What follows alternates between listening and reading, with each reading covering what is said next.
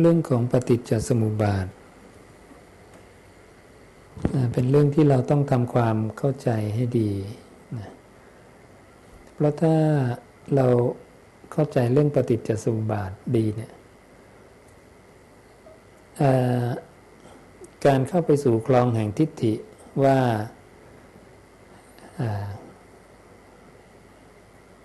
สุขทุกข์และกรรมเกิดจากผู้อื่นบันดาลตนเองบันดาลหรือทั้งตนเองและผู้อื่นหรือเกิดขึ้นมาเองลอยๆเนี่ยมันจะหมดไปหมดเลยตัวนี้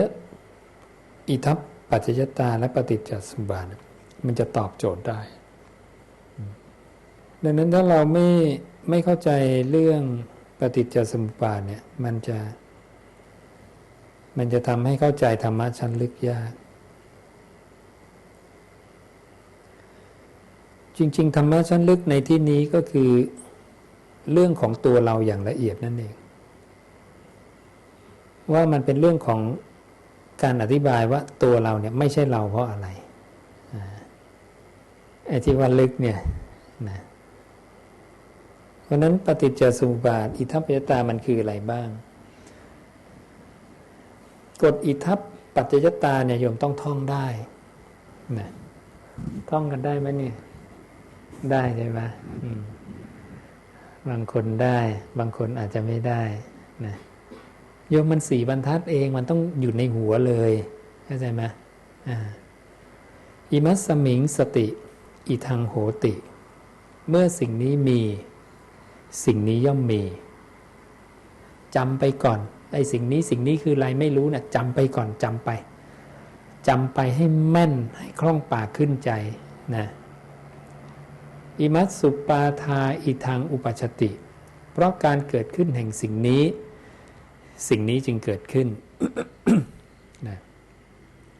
อิมัสสมิงอสติอิทังนโหติเมื่อสิ่งนี้ไม่มีสิ่งนี้ย่อมไม่มีอิมัสสะนิโรธาอิทังนิรุชติเพราะการดับไปแห่งสิ่งนี้จึงดับไปเนี่ย4 บรรทัดแค่นี้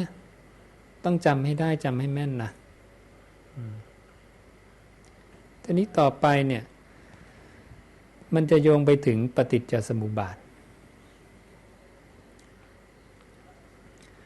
ว่าสิ่งนี้คืออะไร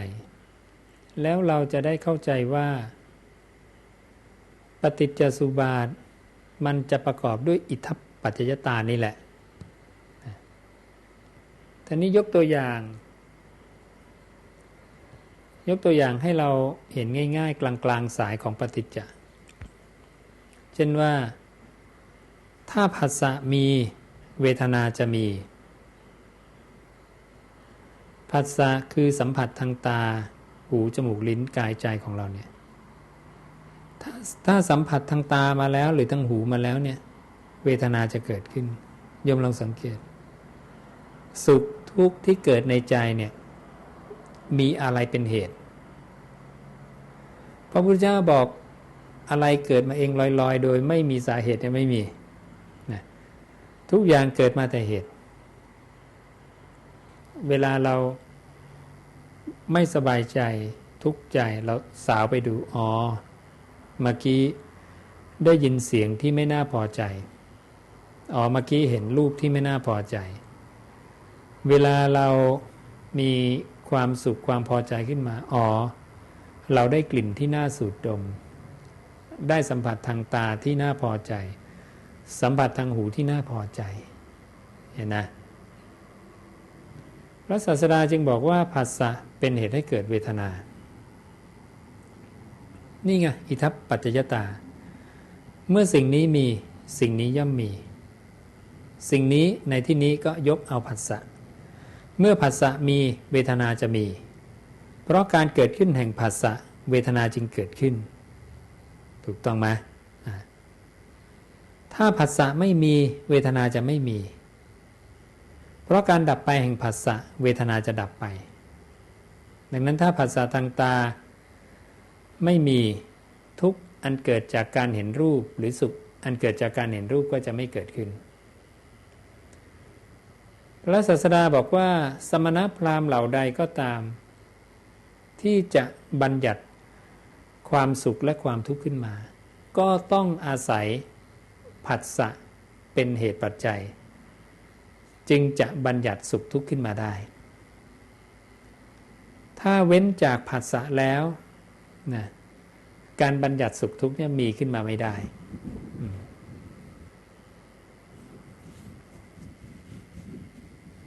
ทีนี้เราก็ทราบแล้วว่าถ้าผัสสะมีเวทนาจะมีนะหรือจะพูดอีกอย่างว่าเวทนาเกิดมาจากผัสสะนะพระโสดาบันจะรู้ธรรมนะอันเป็นเหตุให้เกิดขึ้นแห่งธรรมทั้งหลายเนี่ยรู้ธรรมที่เป็นเหตุและรู้ธรรมที่เกิดมาแต่เหตุ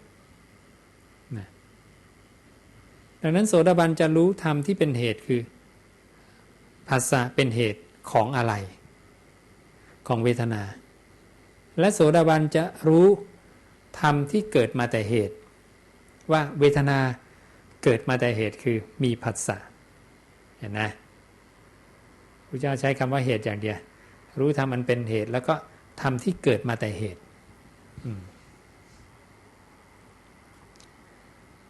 คุณธรรมโสดาบันนะไปอ่านดูนะจะมีบอกนะรู้ธรรมที่เป็นเหตุแล้วก็ธรรมที่เกิดมาแต่เหตุนะในนี้มีอยู่แล้วนะดังนั้นหนังสือที่แจกไปเนี่ยอ่านให้ปลุกเลยอ่านหลายๆรอบอ่านจนจำมันได้หมดนะแล้วพอบอกปั๊บเนี่ยมันจะนึกออกเลยเพราะคำตถาคตมันจะเชื่อมกันหมดทีนี้ต่อไป เวทนาซึ่งเป็นผลหรืออาศัยเหตุคือผัสสะต่อไปเวทนาจะไปเป็นเหตุให้เกิดขึ้นแห่งธรรมชาติต่อไปอีกอิทัปปัจจยตาตรงนี้ก็เลยบอกว่าเมื่อสิ่งนี้มีสิ่งนี้ย่อมมีคือ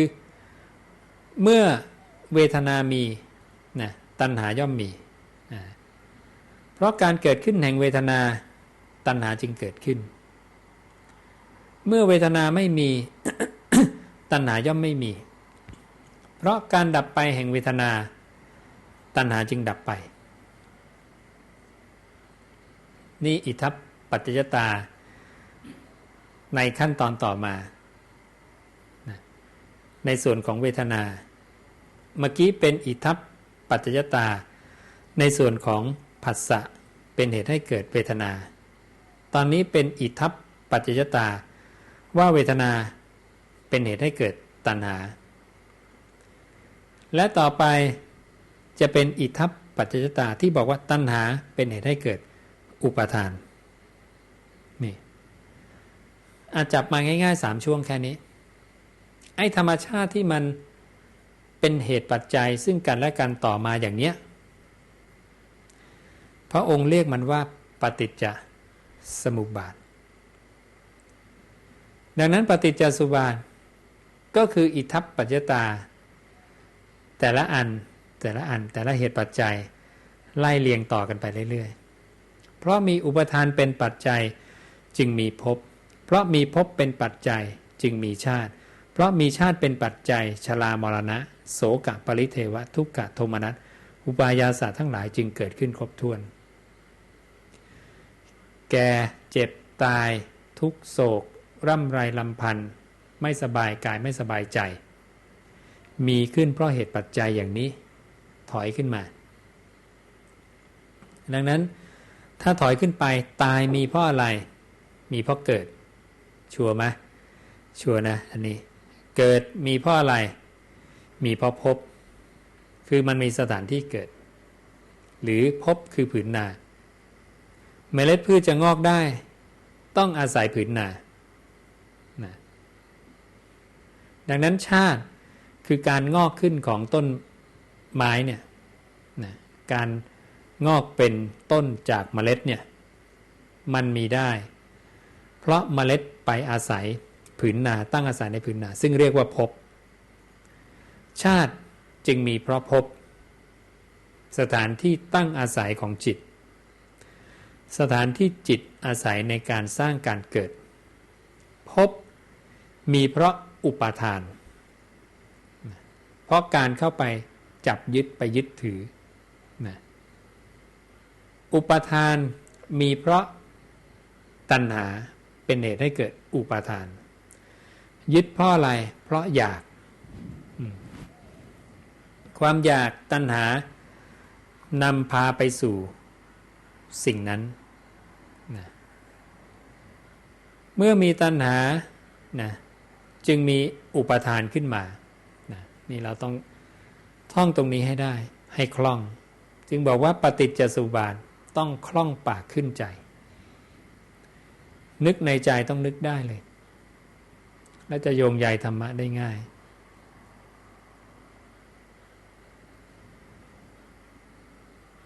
อุปาทานอาศัยตัณหาเป็นเหตุเกิดตัณหาความอยากอาศัยเวทนาเวทนาอาศัยผัสสะผัสสะอาศัยสลายตนะอายตนะภายใน6ภายนอก6กระทบกันผัสสะเกิดมีได้ถ้าอายตนะหรือสลายตนะไม่มีผัสสะก็มีไม่ได้ผัสสะจึงเป็นธรรมชาติอาศัยสลายตนะเป็นเหตุให้เกิดขึ้นเพราะมีสลายตนะเป็นปัจจัยจึงมีผัสสะเพราะมีผัสสะเป็นปัจจัยจึงมีเวทนาถอยขึ้นถอยลงให้คล่องสลายตนะมีได้เพราะอะไรลูกตาหูเราเนี่ยทำมาจากอะไรนามรูปพระเจ้าก็เลยบอกว่าเพราะมีนามรูปเป็นปัจจัยจึงมีสลายตนะหรือสลายตนะเกิดมาจากนามรูปนามรูปเกิดมาจากอะไรเกิดมาจากเพราะมีวิญญาณ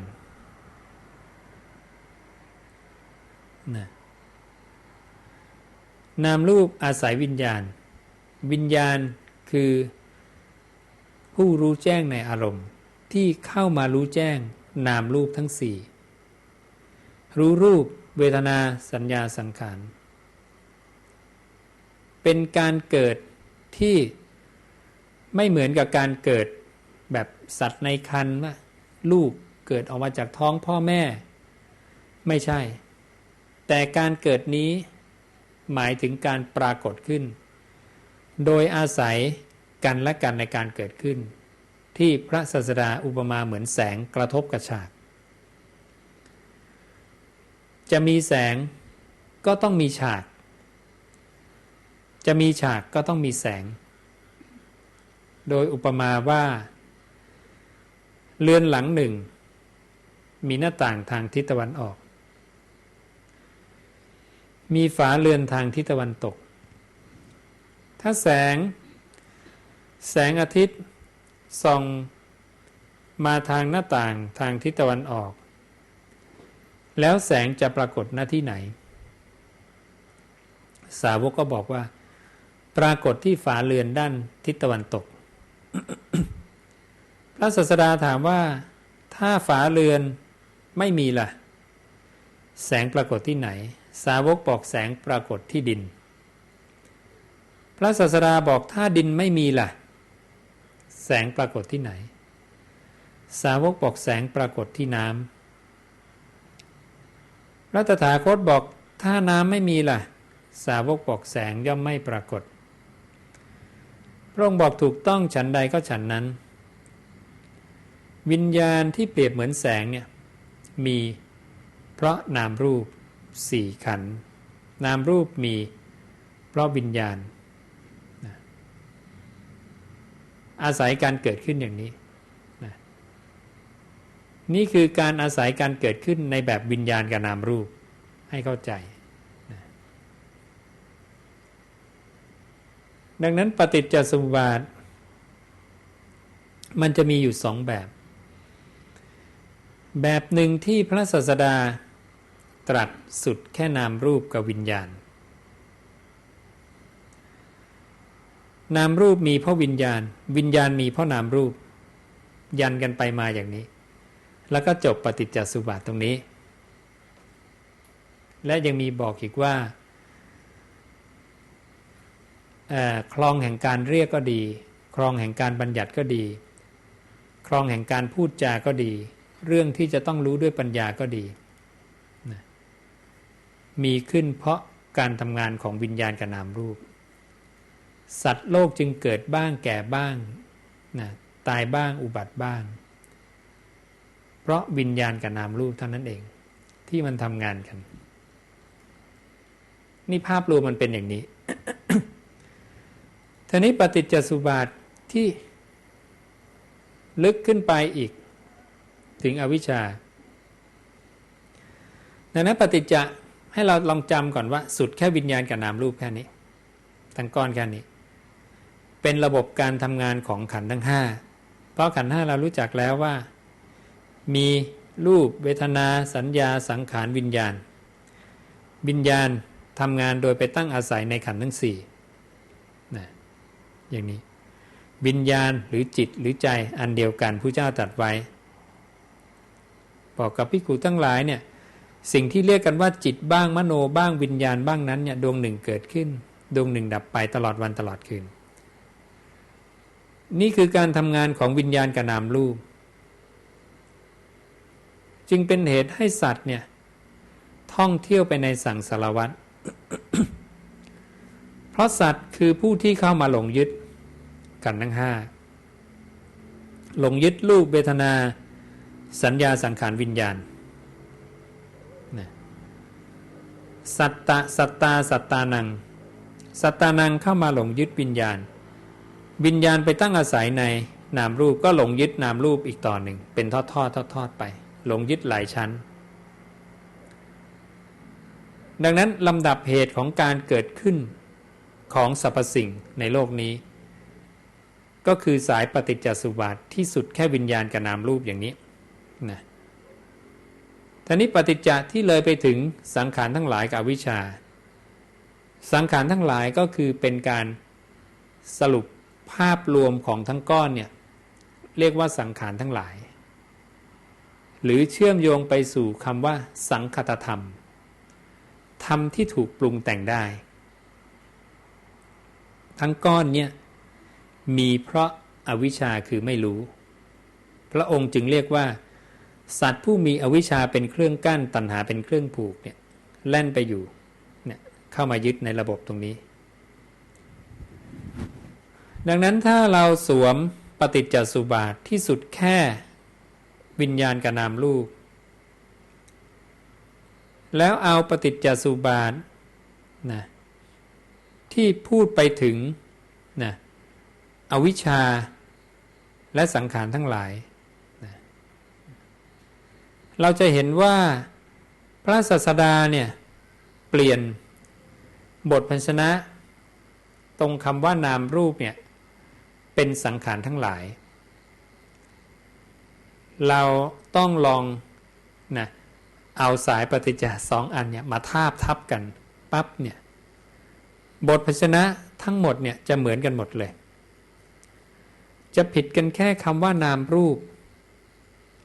พอผู้เจ้าจะพูดไปถึงสังขารทั้งหลายกับอวิชชาผู้เจ้าจะเปลี่ยนคำว่านามรูปเนี่ยเป็นสังขารและขึ้นไปเป็นสังขารทั้งหลายและขึ้นไปเป็นอวิชชา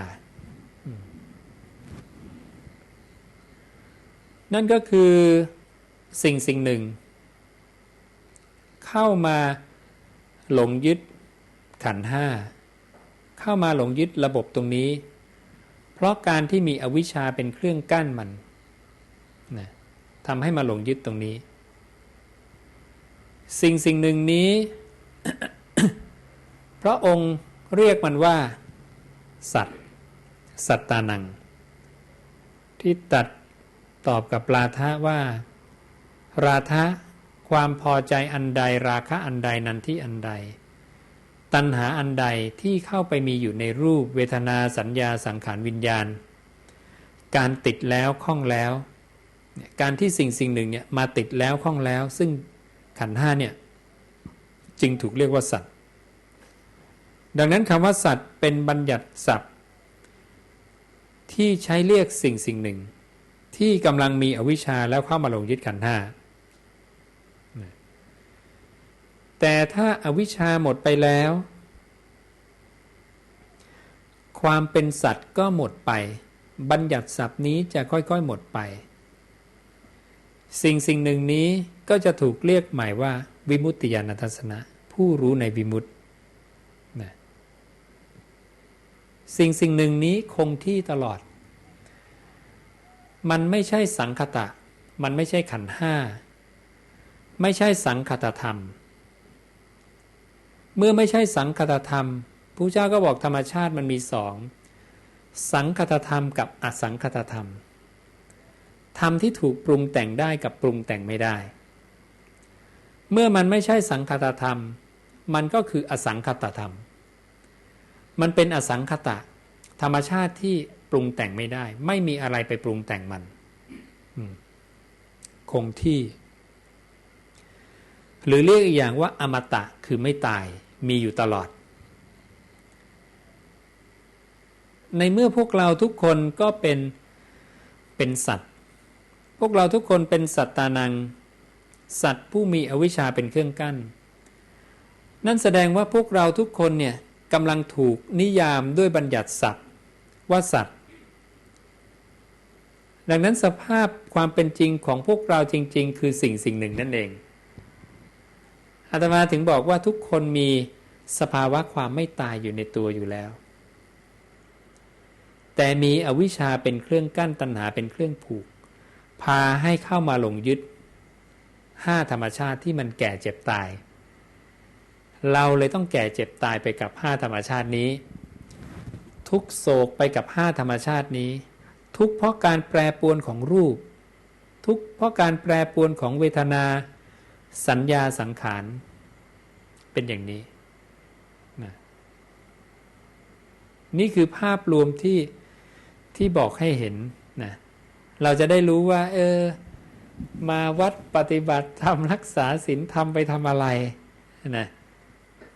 แล้วพระพุทธเจ้าเห็นอะไรสอนอะไรไว้จะให้เข้าถึงอะไรเหรออะไรมันน่าเข้าถึงนักเหรออย่างเนี้ยก็เป็นอย่างนี้ดังนั้นสิ่งที่สัตว์ทั้งหลายเข้ายึดถือว่าเป็นตัวเขาของเขาเนี่ยมันเป็นของชั่วคราวทั้งสิ้นเลยมันไม่มีถาวรดังนั้นทิฏฐิว่ามีพระเจ้าจึงบอกว่ามันเป็นสุดโต่งทิฏฐิคือความเห็นว่าไม่มีก็เป็นสุดโต่งทิฏฐิว่ามีเรียกว่าอัตถิตาความมีทิฏฐิว่าไม่มีเรียกนัตถิตาความไม่มีหรือกลุ่มของอุจเฉททิฏฐิขาดศูนย์นะแต่พระองค์บอกว่าพระองค์แสดงธรรมโดยสายกลางไม่เข้าไปหาส่วนสุดทั้งสองคือตถาคตย่อมแสดงดังนี้ว่าเพราะมีอวิชชาเป็นปัจจัยจึงมีสังขารทั้งหลายเพราะมีสังขารเป็นปัจจัยจึงมีวิญญาณเพราะมีวิญญาณเป็นปัจจัยจึงมีนามรูปเพราะมีนามรูปเป็นปัจจัยจึงมีสลายยตนะ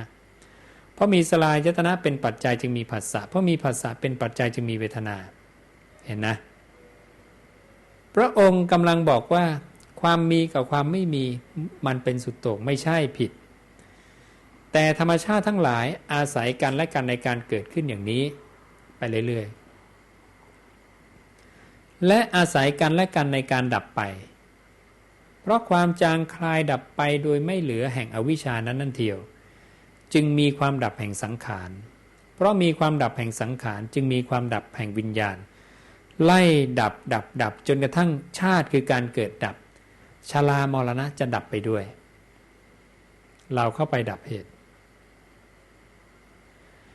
สรรพสิ่งในโลกทั้งหมดไม่ว่าจะเป็นรูปเป็นนาม เกิดขึ้นเพราะอย่างนี้ดับไปเพราะอย่างนี้นี่เป็นสัจจะของโลกนะเพราะฉะนั้นสิ่งที่เข้ามาหลงยึดขันธ์ทั้ง5เนี่ยคุณสมบัติมันคืออะไรพระเจ้าบอกคุณสมบัติมันมี3อย่าง 1. ณอุปาโทปัญญายติไม่ปรากฏมีการเกิด 2. นวโยปัญญายติไม่ปรากฏมีการเสื่อม 3. ณทิตตสสะอัญญตตังปัญญายติเมื่อตั้งอยู่เนี่ยไม่มีภาวะอย่างอื่นปรากฏส่วนสังคตะเนี่ยก็3อย่างเหมือนกันตรงข้ามกันเลยอุปาโทปัญญายติเกิดปรากฏวโยปัญญายติเสื่อมปรากฏทิตตสสะอัญญตตังปัญญายติเมื่อตั้งอยู่เนี่ยมีภาวะอย่างอื่นปรากฏนี่คือคุณสมบัติอันตรงกันข้ามกันระหว่างสังคตะธรรมกับอสังคตะสังคตะคือขันธ์5อธิบายระบบการทำงานของมันด้วยอิทัปปัจจยตาและเรียงร้อยกันมาเป็นปฏิจจสมุปบาทเชื่อมกันอย่างนี้นะและปฏิจจสมุปบาทเหตุเกิดของสรรพสิ่งกับเหตุดับของสรรพสิ่ง อยู่ในไหนอยู่ในอริยสัจสี่ทุกข์สมุทัยนิโรธมรรคสมุทัยคือเหตุเกิดก็ไล่เลยตั้งแต่อวิชชาเกิดสังขารทั้งหลายสังขารเกิดวิญญาณนามรูปไล่มานิโรธความดับก็ไล่ไปนะเป็นความดับของสรรพสิ่งเพราะความจางคลายดับไปโดยไม่เหลือแห่งอวิชชานั้นนั่นเถียวจึงมีความดับแห่งสังขารเพราะมีความดับแห่งสังขารจึงมีความดับแห่งวิญญาณไล่ดับไปดังนั้นปฏิจจสมุปบาทก็คืออริยสัจสี่ในส่วนข้อที่2และข้อที่3ทุกข์สมุทัยนิโรธมรรค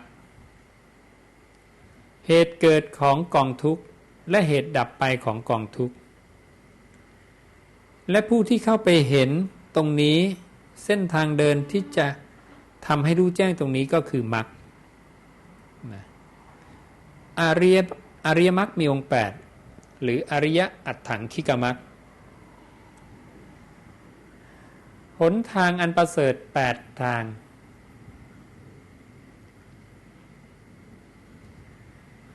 ตอนนี้พระองค์เชื่อมต่อไปอีกขันธ์5วิญญาณทำงานกับนามรูปพระองค์เรียกนามรูปนะที่วิญญาณเข้าไปรับรู้หรือไปตั้งอาศัยว่าวิญญาณทิติทิติคือฐานที่ตั้งวิญญาณที่ตั้งวิญญาณทิติวิญญาณตั้งที่ตั้งวิญญาณนะตั้งอาศัยในรูปเวทนาสัญญาสังขารที่พระองค์ตรัสว่าวิญญาณอาศัยรูปตั้งอยู่ก็ตั้งอยู่ได้เป็นวิญญาณที่มีรูปเป็นอารมณ์มีรูปเป็นที่เข้าไปตั้งอาศัยมีนันทิเป็นที่เข้าไปซ่องเสพก็ถึงความเจริญงอกงามไพบูลย์ได้วิญญาณอาศัยเวทนาตั้งอยู่ก็ตั้งอยู่ได้เป็นวิญญาณที่มีเวทนาเป็นอารมณ์มีเวทนาเป็นที่เข้าไปตั้งอาศัยมีนันทิเป็นที่เข้าไปซ่องเสพก็ถึงความเจริญงอกงามไพบูลย์ได้วิญญาณอาศัยสัญญาตั้งอยู่ก็ตั้งอยู่ได้เป็นวิญญาณที่มีสัญญาเป็นอารมณ์มีสัญญาเป็นที่เข้าไปตั้งอาศัยมีนันทิเป็นที่เข้าไปซ่องเสพก็ถึงความเจริญงอกงามไพบูลย์ได้วิญญาณอาศัยสังขารตั้งอยู่ก็ตั้งอยู่ได้เป็นวิญญาณที่มีสังขารเป็นอารมณ์มีสังขารเป็นที่ตั้งอาศัยมีนันทิเป็นที่เข้าไปซ่องเสพก็ถึงความเจริญงอกงามไพบูลย์ได้นี่ตรัสบอกทีละตัวทีละตัวทีละตัวทีละตัวขณะวิญญาณตั้งอาศัยในรูปอีก3ขันธ์หายไปไหนมันยังอยู่นะแต่มันไม่มี ไม่มีในความรู้ของจิตหรือวิญญาณ ดังนั้นความปรากฏขึ้นแห่งขันธ์ทั้งหลายก็คือการปรากฏขึ้นของวิญญาณนั่นเองดังนั้นความมีของสรรพสิ่งก็เพราะความมีของวิญญาณนะถ้าวิญญาณไม่เข้าไปรู้เท่ากับมันไม่มีทั้งที่มันมีอยู่เนี่ยหนังสือถ้าเราไม่เข้าไปจับก็เท่ากับหนังสือไม่มีถ้าวิญญาณไม่เข้าไปจับไม่รับรู้สิ่งนั้นก็เท่ากับไม่มีถึงแม้มันจะมีอยู่ก็ตามนะณวันนี้ณขณะนี้เรานั่งสมาธิรู้ลมหายใจเวทนาธาตุสัญญาธาตุสังขารธาตุก็ยังมีอยู่ในธรรมธาตุในโลกแต่เราไม่รู้สึกเรารู้แค่ลมที่ไหลเข้าไหลออกนั่นคือการมีของสรรพสิ่งมันมีขึ้นเพราะการเข้าไปตั้งอาศัยของวิญญาณนั่นเองและความเป็นเราเนี่ยแสดงว่ามันอยู่ในวิญญาณนะตัวนี้เลยตัวดีเลยนะและวิญญาณไปตั้งในอะไรเราก็ยึดสิ่งที่มันเข้าไปตั้งอาศัยว่าของเราอีกเหมือนกันเห็นนะพอวิญญาณเปลี่ยนไปตั้งอาศัยในอีกท่าหนึ่งอันนี้ก็ของเรามันก็วางอันนี้ไปแล้วดังนั้นเวลาโยมนั่งรู้ลมหายใจเนี่ยรู้ท่าตรงนี้เสร็จแล้วหลุดไปคิดแสดงว่ารูปธาตุตอนนั้นเนี่ยไม่มีวิญญาณครองแล้วนะเสี้ยววินาทีนั้นแป๊บหนึ่งวิญญาณไปตั้งที่อื่นแล้ววิญญาณที่ไปตั้งที่อื่นก็ตั้งไม่ได้นานเพราะธรรมชาติมันต้องเกิดดับคุณสมบัติของวิญญาณเนี่ยมันเกิดมันดับเหมือนคุณสมบัติของรูปมันต้องแตกสลายก้อนน้ำแข็งมีขึ้นมาแล้วก็ละลายหายไปวิญญาณก็เหมือนกันเกิดมารับรู้มาแล้วก็จะสลายหายไปดังนั้นขณะที่เราจิตเรารู้อยู่เนี่ยความเป็นเรามีอยู่ในจิตและจิตมาตั้งอาศัยในรูปธาตุเราก็ยึดรูปอีกแต่พอจิตไปตั้งอาศัยจิตดวงที่รู้รูปดับไปจิตไปตั้งอาศัยในนามธรรมอีกตัวหนึ่งรูปไม่มีวิญญาณแล้วนะและถ้าเกิดมันตายไปพอดีความเป็นเรามันยังอยู่ในวิญญาณอยู่มันก็จะไปสร้างอัตภาพต่อไปตรงนั้นที่ตถาคตบอกว่าเป็นอัตภาพมีส่วนแห่งบุญก็ดีมีส่วนแห่งอบุญก็ดีดังนั้นคนบอกว่ารู้ได้ยังไงเกิดใหม่มีอะไรเป็นหลักฐานมีอะไรมาบอกนี่ไงตัวเขาต้องมาทำความเข้าใจในความเป็นตัวเราของเราในขันธ์ทั้งห้าและให้รู้ว่าความเป็นตัวคุณของคุณเนี่ยมีฝังอยู่ในกี่ธรรมชาติไม่ใช่ก้อนกายนี้อย่างเดียวดังนั้นถ้าเขาเข้าใจตรงนี้เขาจะเข้าใจเชื่อมั่น 100% เลยว่าการเกิดใหม่มีแน่นอนเพราะแม้แต่การนั่งอยู่ตรงนี้ร่างกายยังไม่ตายวิญญาณก็ยังไปสร้างภพอยู่ตลอดเวลาเกิดคิดนั่นโน่นนี่ตลอดเลยพอดีมันยังไม่ตายมันก็กลับมาเพราะมันยังยึดถือว่ารูปเป็นฉันเนี่ยดังนั้นถ้ารูปแตกทำลายปุ๊บความเป็นเรายังอยู่นี่ยังยึดวิญญาณอยู่ยังพอใจยังเพลินอยู่เราประเมินได้เลยว่าเกิดใหม่มีแน่นอนนะดูจากตัวเราเองก็ได้นี่เป็นคำตอบอยู่แล้วที่เป็นปัจจตังเลยนะเนี่ยเวลาไปอธิบายว่ารู้ได้ยังไงชาติหน้ามีจริงอธิบายด้วยนัยยะอย่างนี้ได้เลยเอาปฏิจจ์ไปอธิบายคำว่าชาติคือการเกิดคำว่าภพต้องให้เขาเข้าใจนัยยะของคำว่าภพคำว่าชาติภพมีแน่ชาติคือการผูกจิตติดกับอารมณ์ก็จะมีต่อไป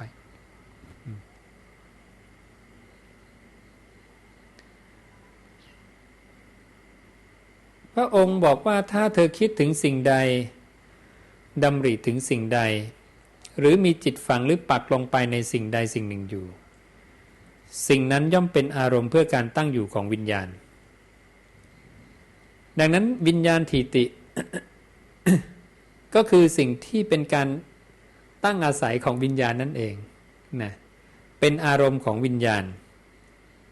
พระองค์บอกเมื่อวิญญาณตั้งขึ้นเฉพาะแล้วเจริญงอกงามแล้วการบังเกิดขึ้นแห่งภพใหม่ต่อไปย่อมมีนั่นก็แสดงว่าวิญญาณถีติก็คือภพนั่นเองคืออารมณ์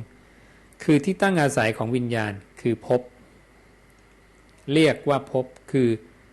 สถานที่ตั้งอาศัยของวิญญาณหรือไปดูอุปมาที่พระองค์เปรียบวิญญาณเหมือนเมล็ดพืชภพเปรียบเหมือนผืนนาเมล็ดพืชปลิวตกลงไปในผืนนาชื่อว่ามีภพเห็นนะเมล็ดพืชมีที่ตั้งอาศัยแล้วนะวิญญาณตั้งอาศัยรูปตั้งอยู่ก็ตั้งอยู่ได้เห็นนะวิญญาณมีที่ตั้งอาศัยในขันธ์ทั้งสี่เมล็ดพืชมีที่ตั้งอาศัยบนผืนนานี่พระองค์อุปมาอย่างนี้วิญญาณเปรียบเหมือนเมล็ดพืชภพเปรียบเหมือนผืนนาดังนั้นขันธ์ทั้งสี่ก็คือภพก็คือผืนนาพระองค์เชื่อมคำว่าภพไปสู่คำว่ากรรมกรรมเปรียบเหมือนผืนนาวิญญาณเปรียบเหมือนเมล็ดพืชเห็นไหมดูพระเจ้ากำลังเชื่อมขยายต่อไปให้เราเข้าใจว่าภพก็คือกรรมนะภพนะกรรมเปรียบเหมือนผืนนาวิญญาณเปรียบเหมือนเมล็ดพืชเมล็ดพืชปลิวตกลงไปในผืนนาชื่อว่ามีกรรมอาศัยยางในพืชเมล็ดจึงเจริญงอกงามขึ้นส่วนเวลาพระองค์อุปมาเรื่องของภพเมล็ดพืชปลิวตกลงไปในผืนนาจะงอกขึ้นไม่ได้บอกยางในพืชแต่บอกว่าน้ำซึ่งเปรียบเหมือนนันทิราคะลดเมล็ดพืชทำให้เมล็ดพืชงอกขึ้นมานี่เปลี่ยนนิดนึงตรงนี้ส่วนตรงนี้จะใช้คำว่ายางหรือความสดในพืชทำให้เมล็ดพืชงอกขึ้นมานะนี่ลักษณะของกรรมซึ่งทำให้เราทราบนะว่าการเติบโตมาเป็นชาติเนี่ยนะที่เราได้มาอย่างเนี้ยมันอาศัยทั้งปุราณกรรมคือกรรมเก่าและนวกรรมคือกรรมใหม่ผืนนานั้นเพราะเมล็ดพืชจะต้องยังลากลงเพื่อดูดเอาแร่ธาตุจากผืนนานั้นซึ่งพระองค์ก็จะอุปมาอีกว่ามีทั้งผืนนาดีนาปานกลางนาเลวผืนนาดีเป็นยังไงผืนนาปานกลางเป็นยังไงผืนนาเลวเนี่ยคือพวกที่ได้มหาภูตธาตุสี่แบบเราเนี่ยผืนนาเลวนะผืนนาปานกลางก็กายที่สำเร็จด้วยใจผืนนาดีก็กายสำเร็จด้วยสัญญานะละเอียดปราณีตหน่อยวิญญาณนั้นไปตั้งอาศัยในอะไรล่ะเห็นไหมดูการโยงของคำพระศาสดาหน้าที่คือโยมต้องจำพระสูตรได้มากสั่งสมสุตตะให้มากเสพครบแต่คำพระตถาคตให้มากแล้วโยมจะแตกลูกคำพระเจ้าออกจะเข้าใจเลยจะทำให้เรียกว่าเปิดธรรมที่ถูกปิดไว้ได้เข้าใจไหมเป็นอย่างนี้พระองค์จึงบอกว่าฟังคำตถาคตเนืองๆฟังเยอะๆฟังเยอะๆเธอจะเปิดธรรมที่ถูกปิดไว้ได้นะเพราะฉะนั้นเมล็ดพืชจึงอาศัยทั้งอย่างในพืชความสดในพืชเผ่าพันธุ์เดิมคือปุราณกรรมกรรมเก่าและนวกรรมกรรมใหม่คือผืนนาซึ่งมีทั้งดีปานกลางและเลวเติบโตมาเป็นต้นจะแคะจะแกลนจะพิการนะสมองจะดีจะเลวก็นี่ตรงนี้แหละนะแล้วโยมไปดูนะที่พระองค์ตรัสว่ากรรมใหม่คืออะไรนะกรรมเก่าคืออะไร พระองค์บอกนวกรรมกรรมใหม่คือผัสสะณปัจจุบันผัสสะที่เกิดขึ้นเนี่ยเรียกว่ากรรมใหม่นะเพราะนั้นก็จะเชื่อมโยงเนี่ยลงความละเอียดตรงนี้อีกนะซึ่งจะโอ้โหสุดยอดมากเลยจิตหรือวิญญาณเข้ามารับรู้อารมณ์ก็คือผัสสะนั่นเอง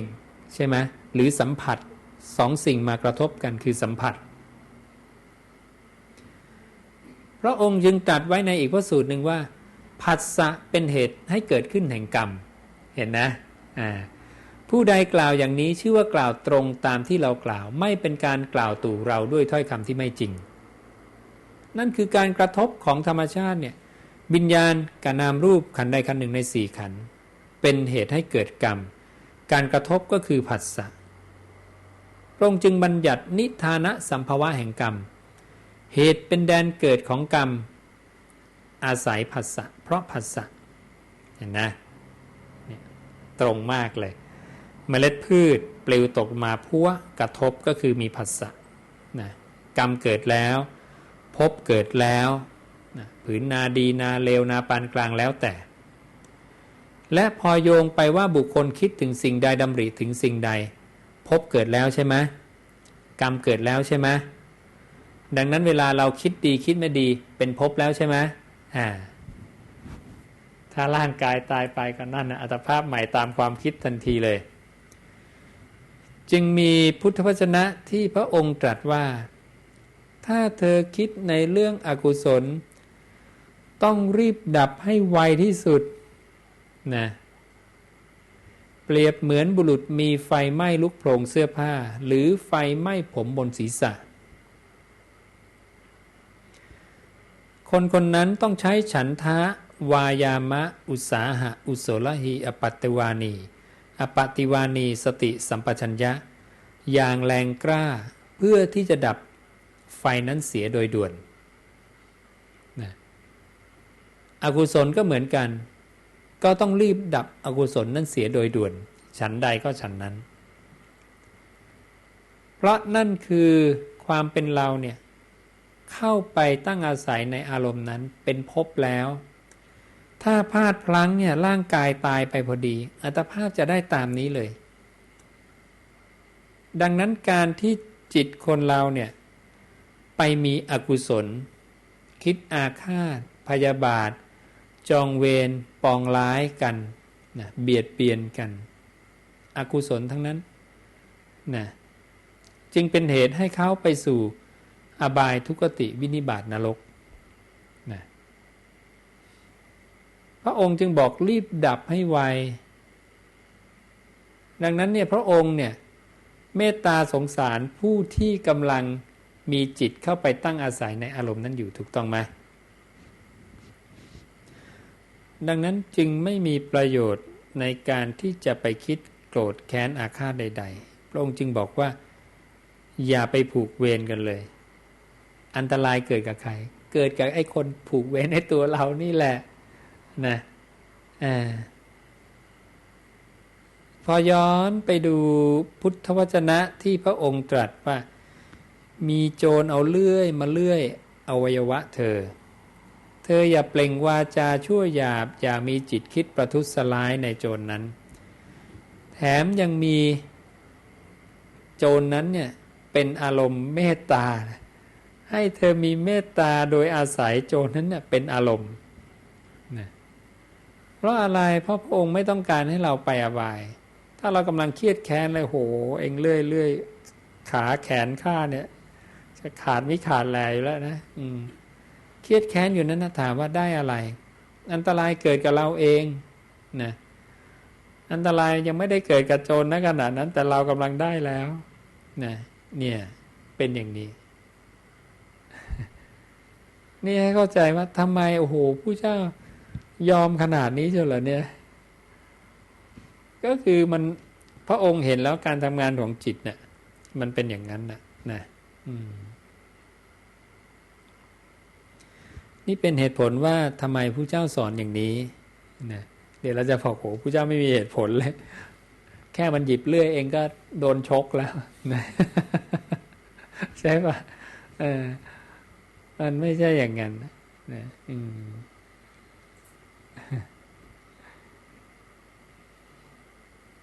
พอเข้าใจไหมเนี่ยเชื่อมโยงไปอิทัปปัจจยตาปฏิจจะนะไปเรื่องของกรรม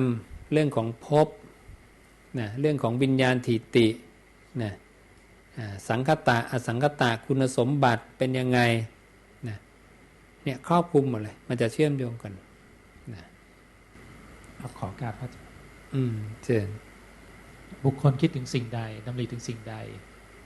แล้วก็มีอนุเสติกับสิ่งใดเนี่ยสิ่งนั้นเป็นที่ตั้งแห่งอารมณ์ใช่ไหมฮะแล้วอารมณ์หรือวิญญาณตั้งขึ้นเฉพาะแล้วเจริญงอกงามไพบูลย์แล้วภพใหม่เกิดขึ้นต่อไปถูกไหมฮะวิญญาณตั้งขึ้นเฉพาะแล้วมันน่าจะเป็นภพแล้วนี่ครับแล้วก็งอกงามไปแล้วเป็นชาติไปแล้วภพใหม่เกิดขึ้นไปอันนี้มันคือสายใหม่ละมันไม่ใช่วิญญาณตัวเดิมละอันนี้ผมเข้าใจถูกใช่ไหมครับมันคืออีกภพหนึ่งละซึ่งก็จะสอดคล้องกับอีกข้อสูตรหนึ่งคือว่าท่านจะเปลี่ยนจากคำว่าภพใหม่ออกไปแต่เป็นคำว่านามรูปแทนใช่ไหมฮะคือปุ๊บเสร็จก็คือวิญญาณก้าวสู่นามรูปนั่นก็คืออีกสายนึงละไม่ใช่ว่าไอตัวเนี้ยมันคือภพเดียวกันคนละภพละคนละภพเสริมตรงนี้อีกหน่อยก็ได้ในพระสูตรนี้เช่นเดียวกันพระองค์ก็แตกรูปออกไปอีกว่าบุคคลคิดถึงสิ่งใดดำริถึงสิ่งใดหรือมีจิตฝังหรือปักลงไปในสิ่งใดสิ่งหนึ่งอยู่สิ่งนั้นย่อมเป็นอารมณ์เพื่อการตั้งอยู่ของวิญญาณเมื่อวิญญาณตั้งขึ้นเฉพาะแล้วเจริญงอกงามแล้วการก้าวลงแห่งนามรูปย่อมมีจะมีอันนี้อีกใช่ไหมเขาจะตัดไว้ทั้งว่าพบใหม่มีหรือว่าการก้าวลงแห่งนามรูปมีมันจะเป็นคนละส่วนละดังนั้นเวลาเรานั่งสมาธิเนี่ยพวกทำใหม่ๆแรกๆหรือปานกลางก็ตามมักจะคิดว่าวิญญาณฉันวิ่งไปนี้วิ่งไปนี้วิ่งกลับมานี้นะเพราะมันมองไม่ทันก็จะมองเหมือนกับภิกขุชื่อสาติภิกขุสาติก็เลยบอกว่าวิญญาณแล่นไปในภพนั้นภพนี้โดนพระเจ้าว่าโมฆะบุรุษเลยพระองค์บอกวิญญาณเป็นปฏิจจสมุปปนธรรมเกิดเพราะเหตุปัจจัยดับเพราะเหตุปัจจัยและวิญญาณไม่เที่ยงเป็นทุกข์เป็นอนัตตาและพระองค์บอกว่าขณะที่มีการมาการไปเนี่ยจะมีตายและมีเกิดแรกๆก็ให้เรารู้แค่นี้ก่อนว่าวิญญาณไปโน้นมานี้มานี้ไปโน้นแต่พอรู้พระสูตรมากขึ้นขณะวิญญาณมีมามีไปต้องมีตายมีเกิดเนาะก็แสดงว่าเป็นวิญญาณคนละดวงกันนะคนละตัวกันละพระองค์ใช้คำว่าจุติคือตายและอุปาตะคืออุบัติเกิดขึ้นพอวิญญาณกลับมาที่นี่วิญญาณดวงนี้จะดับวิญญาณดวงใหม่จะเกิดวิญญาณเกิดดับอยู่ตลอดแต่ขณะวิญญาณดับแล้ววิญญาณซึ่งไม่ใช่ของใครมาตั้งตรงนี้แล้วใครยึดต่อสัตว์ไงสัตว์มันหลงเพลินพอใจกับวิญญาณพร้อมจะยึดวิญญาณดวงใหม่เมื่อวิญญาณดวงที่มันยึดถืออยู่หายไปมันก็ยึดของใหม่ทันทีเป็นวิญญาณที่ประกอบพร้อมด้วยอวิชชามีสัตว์อยู่นี้เข้าไปหลงยึดย่อมดูกระบวนการตรงนี้มันไวมากไวจนเราเห็นอีกทีก็คือวิญญาณไปเกาะแล้วเพลินไปแล้วไม่ทันนี่จึงเป็นเหตุผลว่าทำไมพระศาสดาสอนให้เราละความเพลินดังนั้นพอมาดูตรงนี้เนี่ยมรรควิธีละความเพลินเนี่ยเวิร์กที่สุดเลยนะคือเองไม่ต้องไปหาเหตุผลอะไรละความเพลินอย่างเดียวเลยให้มันสั้นลงสั้นลงสั้นลงสั้นลงพวกเนี่ยมันจะมาจดจ่ออยู่ที่ภพทันทีเลยว่ามีความเป็นภพเท่านั้น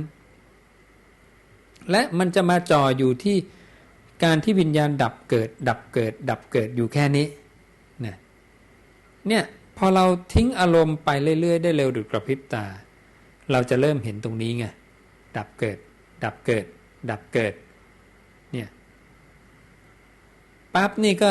จะเริ่มจดจ่อละ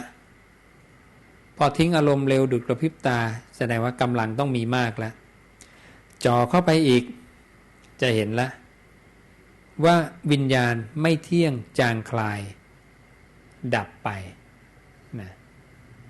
นั้นพอมันแปลเปลี่ยนจางคลายแล้วดับพระศาสดาบอกว่าโวสักขะได้ไหมปล่อยวางได้ไหมก็คืออย่าพอใจวิญญาณดวงใหม่การเกิดใหม่ก็จะสิ้นสุดทันทีดังนั้นถ้าเราอินทรีย์เนี่ยครบถ้วนศรัทธาวิริยะสติสมาธิปัญญาพร้อมสติพร้อมสมาธิจดจ่อพร้อมนะศรัทธามีพร้อมว่าอย่างนี้ผู้เจ้าตรัสอย่างนี้นะความไม่รู้จะหมดไปและสิ่งหนึ่งซึ่งเข้ามาหลงยึดวิญญาณเนี่ยสภาวะเดิมของพวกเราตัวเองเราจะสามารถเข้าถึงสภาวะนั้นทันทีเป็นผู้ที่รู้ว่าวิญญาณกำลังดับไปแต่ตัวมันไม่ได้ดับโยมดูว่าเวลาเรากำลังดูสิ่งใดสิ่งหนึ่งที่มีการเกิดขึ้นแล้วดับไปเหมือนเราเห็นว่าสุขในใจเราเกิดขึ้นแล้วดับไปแต่เราไม่ได้ตายไปพร้อมกับสุขเรายังอยู่แล้วเราเห็นสุขเกิดดับทุกข์เกิดดับความจำเกิดดับความคิดเกิดดับเห็นนะผู้สังเกตสิ่งนั้นว่ากำลังเกิดขึ้นตั้งอยู่ดับไปไม่ได้ดับไปพร้อมกับสิ่งนั้นดังนั้นถ้าโยมละนันทิมาจนกระทั่งจดจ่อถึง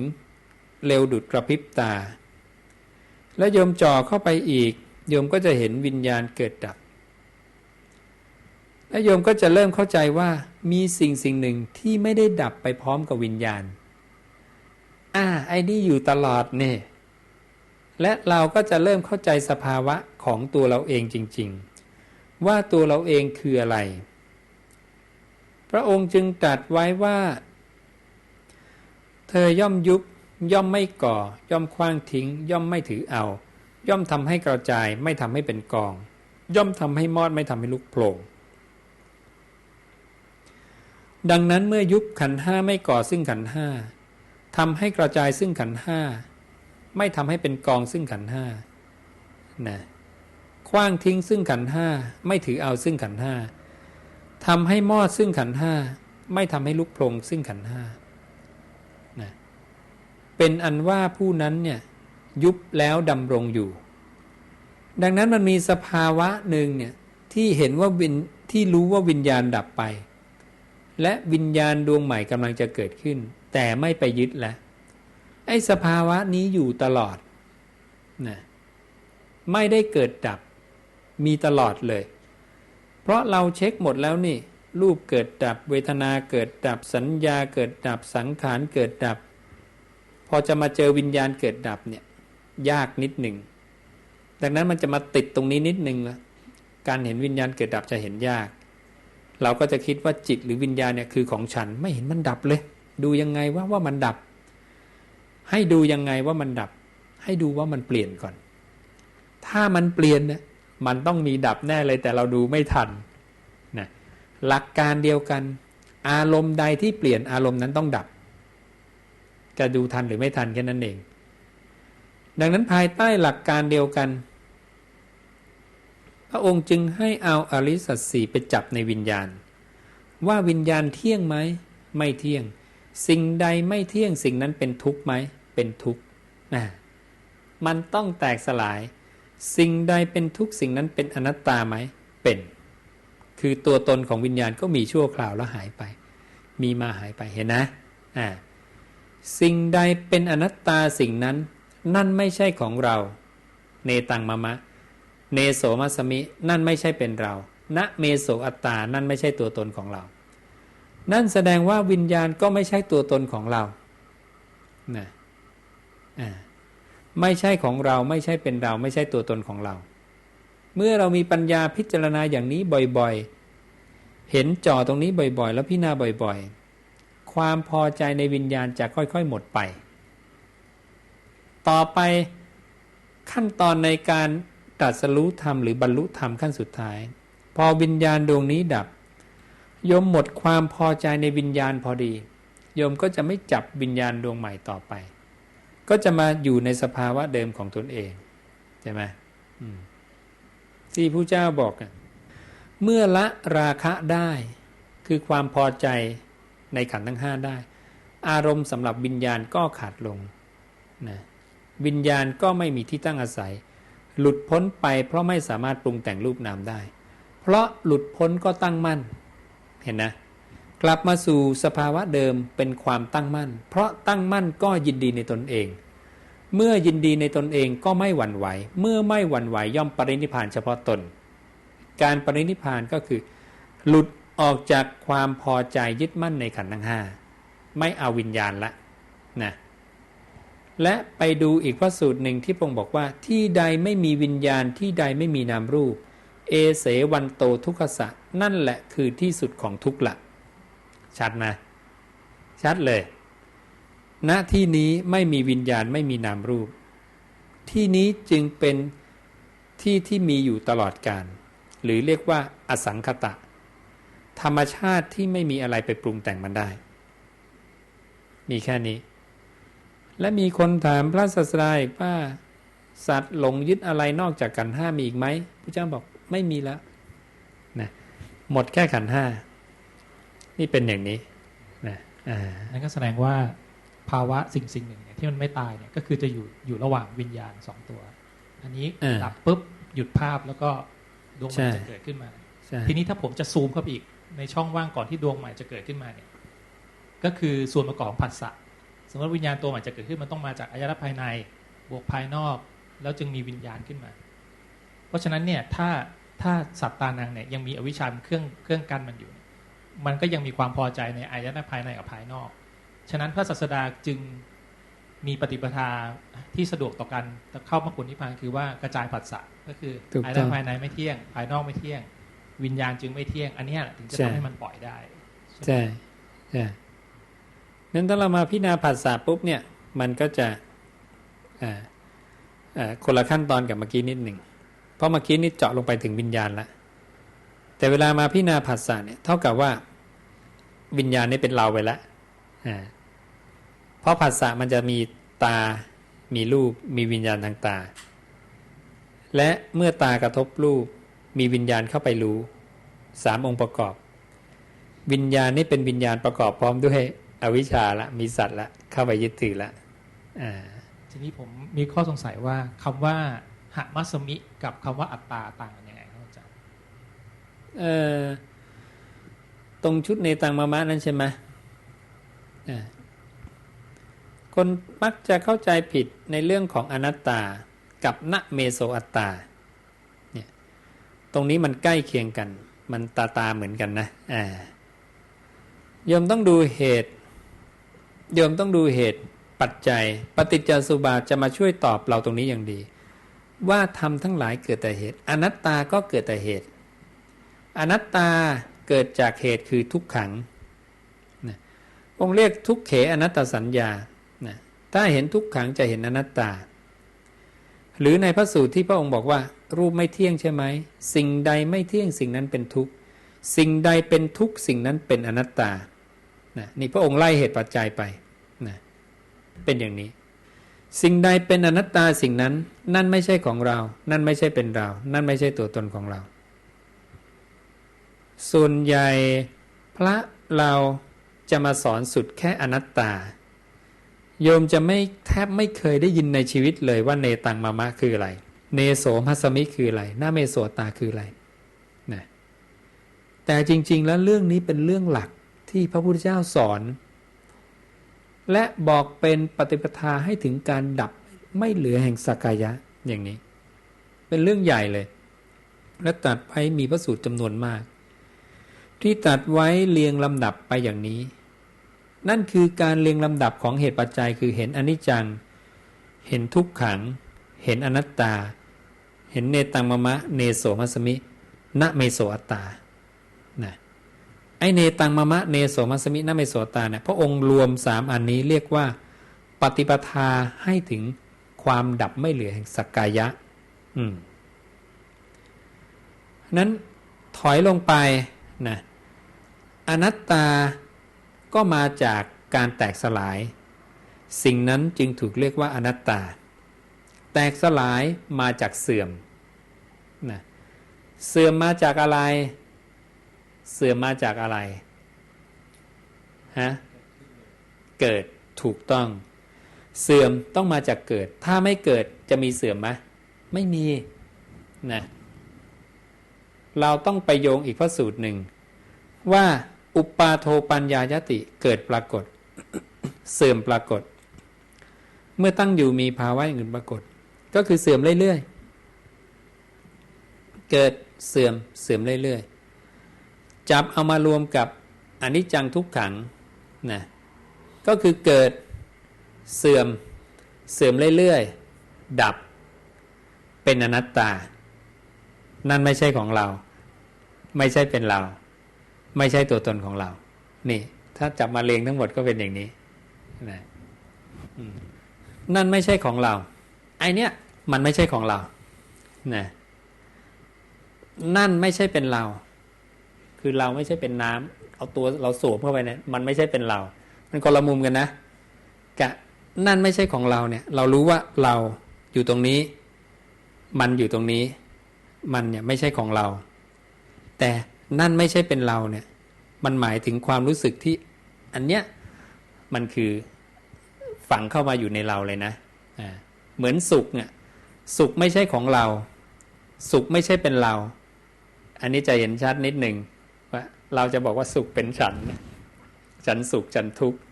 ทั้งที่ทุกข์ก็ไม่ใช่เป็นเราไม่ใช่ของเราใช่ไหมและนั่นไม่ใช่ตัวตนของเรานี่คือตัวตนมันเราอีกอย่างหนึ่งใช่ไหมนี่อย่างนี้เนี่ยพอเข้าใจไหมนั้น3คำเนี่ยมันแยกกันนะมันไม่เหมือนกันโอกาสครับอาจารย์มาจากสุรินทร์ครับมาไกลด้วยสุรินทร์พระอาจารย์ครับจากที่พระอาจารย์พูดถึงปฏิจจสมุปบาทเมื่อสักครู่นี้แล้วตัวเราถ้าพูดถึงตัวเราก็คือเราคือสัตตานังนะครับสัตตานังเข้าไปเกาะวิญญาณเมื่อไหร่ฮะเมื่อไหร่เกิดมันอยู่ช่วงนี้ไงช่วงระหว่างว่าวิญญาณดวงนี้ดับเหมือนวิญญาณที่รู้ลมหายใจเนี่ยมันดับแล้ววิญญาณดวงใหม่กำลังจะเกิดไปเกาะในอารมณ์ต่างๆทีนี้พอวิญญาณดวงที่รู้ลมหายใจซึ่งสัตตานังมันเคยยึดหรือเข้าไปตั้งอาศัยอยู่เนี่ยมันดับไปนะมันก็ไม่มีอะไรเกาะละสมมติจะยึดใหม่สมมติว่าที่พระอาจารย์สมมติว่าเป็นเมล็ดพืชลงไปในพื้นนาตรงนี้สัตตานังเข้าไปเกาะเลยไปแล้วไปตั้งแต่เริ่มเพราะโยมต้องมโนภาพให้ออกว่าไอ้สัตตานังเนี่ยมันไม่ใช่ขันธ์ห้ามันเป็นสิ่งหนึ่งซึ่งมันไม่ตายหรือมันถูกเรียกอย่างว่าสุญญตามันคือความว่างเลยนะแล้วมันมีอยู่ทุกอนูเลยมันกว้างใหญ่ไพศาลที่สุดแล้วมันเป็นทุกอนูของความรู้และมันไม่ต้องการเวลาไม่ต้องการระยะทางวิญญาณที่ไปตั้งอาศัยในพรหมมโลกนรกมนุษย์จะไกลแค่ไหนก็ตามไอ้นี่มันเกาะได้ทันทีเห็นไหมต้นไม้มีสัตตานังไหมต้นไม้มีวิญญาณคลองไหมล่ะใช่ไหมใช่มันเป็นธาตุไงมันเป็นธาตุพระองค์จึงแยกรูปว่ารูปมหาปุตตธาตุสี่กับอุปาทายารูปที่มีอุปทานอาจารย์บอกว่าเรื่องละนันทิสำคัญมากทีนี้ใครเป็นผู้มีความเพลินสัตตานังหรือเปล่าเป็นผู้มีความเพลินสัตว์นะฮะใช่ที่พระเจ้าตรัสยมต้องนึกถึงพระสูตรให้ได้ที่พระเจ้าบอกว่าสัตว์ผู้มีอวิชชาเป็นเครื่องกั้นตัณหาเป็นเครื่องผูกแล่นไปอยู่ท่องเที่ยวไปอยู่ในสังสารวัฏและสัตว์เป็นผู้เข้าไปเพลินพอใจอยากในขันธ์ห้าเห็นนะดังนั้นสัตว์เนี่ยเป็นผู้เข้าไปเพลินไปพอใจส สัตว์นี่ไปเกาะวิญญาณอยู่ตลอดเวลาเลย ถูกต้อง เรียนจากวิญญาณนี้ดับก็ไปเกาะวิญญาณใหม่ ถูกต้อง ตลดเวลา ถูกต้อง ทีนี้ มันเร็วมากนะ เห็นนะ โอ้โหมันไม่มีเวลาหยุดเลยอ่ะ อาจารย์ได้พูดถึงว่าสติเป็นสังขาร อืม อยากทราบว่าในช่วงที่เราทำอานาปานสติหรือเราละความเพลินเนี่ยใครจะเป็นคนสั่งให้เราละ เป็นสติหรือเป็นสัตตานังหรือยังไง ตัวนี้อย่าเพิ่งไปคิดมันละเอียดเกินนะมันละเอียดเกิน เพราะนั้นสติเนี่ยไม่ต้องไปวิเคราะห์มันใช้มันเฉยๆนะใช้มันเฉยๆแล้วรู้อีกอย่างว่าคนที่รู้ทุกเรื่องเนี่ยก็คือไอ้สัตว์เนี่ยแหละสัตตานังนี่แหละนะมันรู้ทุกเรื่องเลยไอ้สิ่งหนึ่งเนี่ยมันรู้ทุกเรื่องที่มันถูกเรียกว่าสัตตานังเนี่ยมันรู้ทุกเรื่องเพราะขันธ์ห้าไม่รู้อะไรไงขันธ์ห้าเนี่ยมันไม่ต่างกับดินน้ำไฟลมเนี่ยรูปคือดินน้ำไฟลมเนี่ยกับเวทนาสัญญาสังขารวิญญาณเนี่ยมันเท่ากันเลยนะคือมันไม่ใช่ชีวิตมันไม่รู้เรื่องดังนั้นคนที่รู้เรื่องทุกอย่างเนี่ยนี่สัตตานังเนี่ยรู้ทุกเรื่องตัวที่บอกว่าเป็นตัวรู้นี่ก็คือตัวสัตตานังนี่เองตัวที่สิ่งหนึ่งนี่แหละรู้ทุกเรื่องไอ้ตัวเนี้ยรู้จริงแต่ไอ้ที่วิญญาณเราเรียกว่าผู้รู้แจ้งในอารมณ์เนี่ยยังรู้ไม่จริงนะยังเป็นแค่ธาตุรู้ที่ไม่ใช่ชีวิตไม่รู้เรื่องอะไรมันทำหน้าที่รู้แค่นั้นน่ะรู้นี่พระองค์จึงเรียกว่ามันว่ารู้แจ้งในอารมณ์อะไรที่มันรู้ได้คือสี่ธาตุรูปเวทนาสัญญาสังขารแต่มันรู้นิพพานไม่ได้รู้แต่หลงอยู่มันไม่ใช่ชีวิตอ่ะมันไม่ใช่ตัวหลงอ่ะตัวสัตตานังแต่ตัวหลงนี่คือสัตว์นี่รู้แต่ว่าสัตว์ยังหลงอยู่แต่นี้มันต้องแยกคนละรู้ไงนะไอ้นี้เป็นรู้ในขันธ์ทั้งสี่แต่สัตตานังเนี่ยรู้ในขันธ์ทั้งห้าทีนี้พระอรหันต์นี่มันก็รู้หมดแล้วทีนี้ท่านไม่เป็นสัตตานังแล้วอาจจะเป็นวิมุตติญาณทัศนะแล้วแต่ว่ากายท่านยังไม่ละทีนี้ท่านครองดำเนินชีวิตโดยให้อะไรสั่งการยังไงเหมือนกันเหมือนกับตอนมีอวิชชาดังนั้นเมื่อหมดอวิชชากับมีอวิชชาก็หลักการเดียวกันจริงๆขณะเนี้ยที่มีอวิชชาอยู่ก็เท่ากับว่าสิ่งหนึ่งเนี่ยใช้ขันธ์ห้าอยู่ดังนั้นเมื่อหมดอวิชชาเข้าใจแล้วสิ่งหนึ่งก็ยังใช้ขันธ์ห้าอยู่เหมือนเดิมแต่ใช้อย่างมีประโยชน์ละมีประโยชน์มีเหตุมีผลใช้ให้เกิดประโยชน์สูงสุดพระศาสดาก็ใช้ธาตุขันธ์ของท่านที่ยังเหลืออยู่ก่อนจะตายเนี่ยในการบัญญัติธรรมบัญญัติวินัยใช่ไหมขออนุญาตครับที่ว่ากายนี้คือกรรมเก่าใช่ผมสงสัยในเรื่องของการจะเกิดใหม่ที่บอกว่าเมื่อกายเดิมแตกดับไปแล้ววิญญาณจะไปได้กายใหม่กายใหม่ที่จะได้นั้นได้มาโดยตัณหาทีนี้ก็บอกว่ากายใหม่ที่ของสัตว์เนี่ยมีวิธีการเกิดอยู่4ประการเกิดในคันในไข่จากเมือกไข่ต่างๆของเปลือกตมใช่ประการสุดท้ายเป็นโอปปาติกะก็คือผุดขึ้นเป็นตัวมาเลยนะไม่ต้องอาศัยคันไม่ต้องอาศัยไข่ไม่ต้องอาศัยของเปลือกตมไม่ต้องมีพ่อแม่อะไรคือผุดขึ้นมาเลยนะที่พระเจ้าก็บอกว่าเปรตบางจำพวกนะเทวดานะมนุษย์บางจำพวกอย่างนี้นะนั้นพวกนี้ก็ไม่อาศัยอะไรอารมณ์ที่ไปเกาะนั้นนะเป็นอารมณ์ที่สามารถสร้างอัตภาพหรือตัวตนแบบนั้นได้เลยนะเพราะฉะนั้นขึ้นอยู่กับธรรมธาตุที่มันไปตั้งอาศัยแล้วว่ามันเป็นธรรมธาตุแบบใดแล้วธรรมธาตุแบบนั้นเนี่ยจะมีระบบแบบใดดังนั้นถ้ามาสู่มหาภูตธาตุสี่ดินน้ำไฟลมในส่วนใหญ่ก็จะเป็นพวกเกิดในไข่เกิดในครรภ์ซะอย่างนี้นะนี่เป็นอย่างนี้มันเป็นการปรากฏขึ้นของรูปนามนะ ซึ่งเป็นการผุดขึ้นมาเลยโดยไม่ต้องอาศัยพ่อแม่หรืออาศัยอะไรอย่างนี้ซึ่งเป็นสิ่งที่มีได้ซึ่งจะ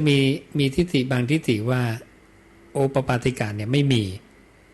แต่พระเจ้าบอกมีนะนั่นก็คือเป็นประเภทของการเกิดนั่นเองนะเพราะวิทยาศาสตร์เนี่ยมันรอบรู้ได้แค่เรื่องของรูปธาตุจะว่ารอบรู้ก็ยังไม่ได้ก็คือรู้ได้แค่ส่วนหนึ่งของด้านรูปธาตุซึ่งประกอบด้วยมหาภูตธาตุสี่คือดินน้ำไฟลมดังนั้นในธรรมชาติทั้งหมดที่มันมีอยู่5ธรรมชาติเนี่ยคือรูปเวทนาสัญญาสังขารวิญญาณเนี่ยวิทยาศาสตร์รู้แค่1ส่วน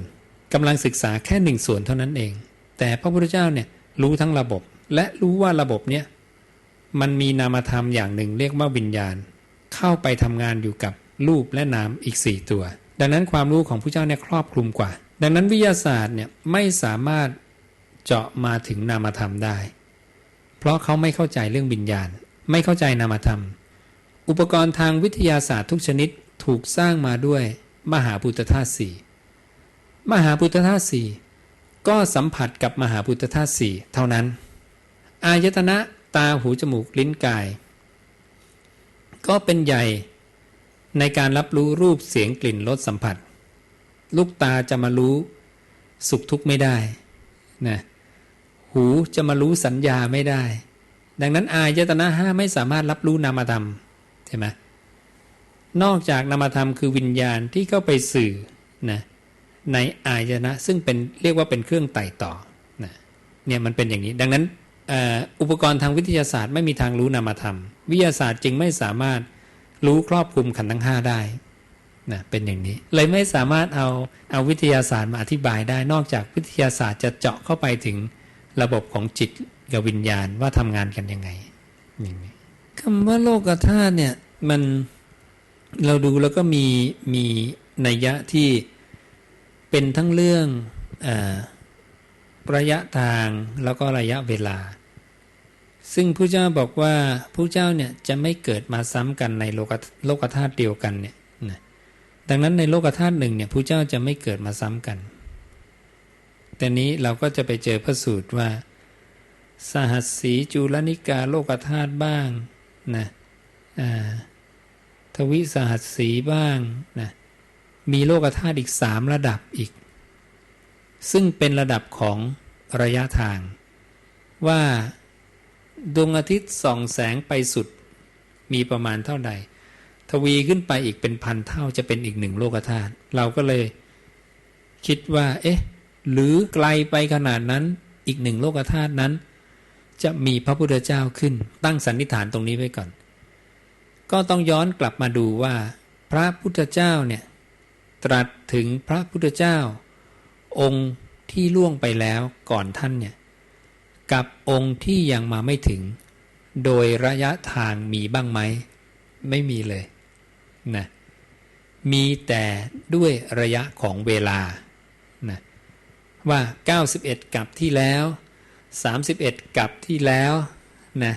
กี่กับมีพระเจ้าชื่อนั้นชื่อนั้นและหลังจากพระองค์ปรินิพพานแล้วเนี่ยต่อไปจนมนุษย์